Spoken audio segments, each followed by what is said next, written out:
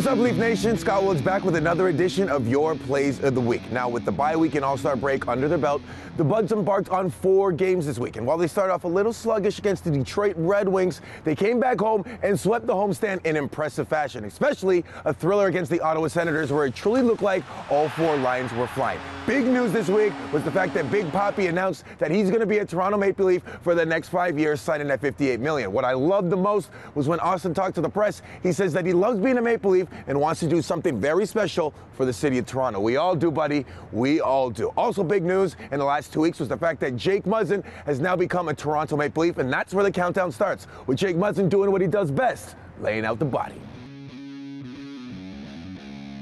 Making his home debut with the blue and white, number 8 makes his presence felt right away. Jake Ensel with the puck, and Jake Muzzin absolutely wallpapers number 59 into the boards, getting a thunderous ovation from the fans at Scotiabank Arena.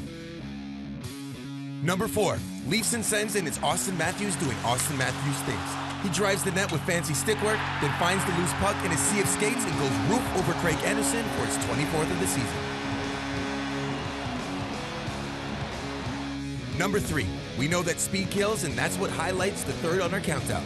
Jake Muzzin springs William Nylander and Connor Brown on the rush. Willie drives far side as Brownie drives to the net with the defender draped all over him to score his 5th of the season. Number 2 on our list are these quick hands in tight from Andreas Johnsson. Jake Muzzin with the point shot that is blocked. Johnsson collects the rebound, going forehand, backhand shelf. Muzzin collects his first point as a Leaf, and this goal by Mango right here, one of 4 points on the night. And with 50 years in the broadcast booth and so many amazing calls, we let Mr. Bob Cole take number 1 on our list. Right in front and goal by Toronto. Beautiful 3-way passing play.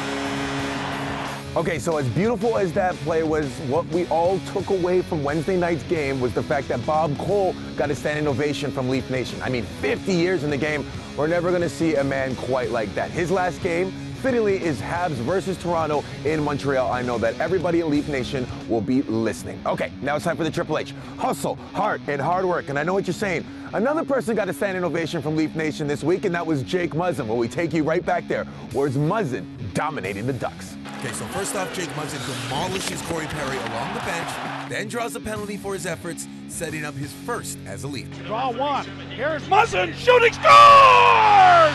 Holy mackerel, what a shot! It's been a long time since Scotiabank Arena has seen a play like that. The hit, the penalty, the goal.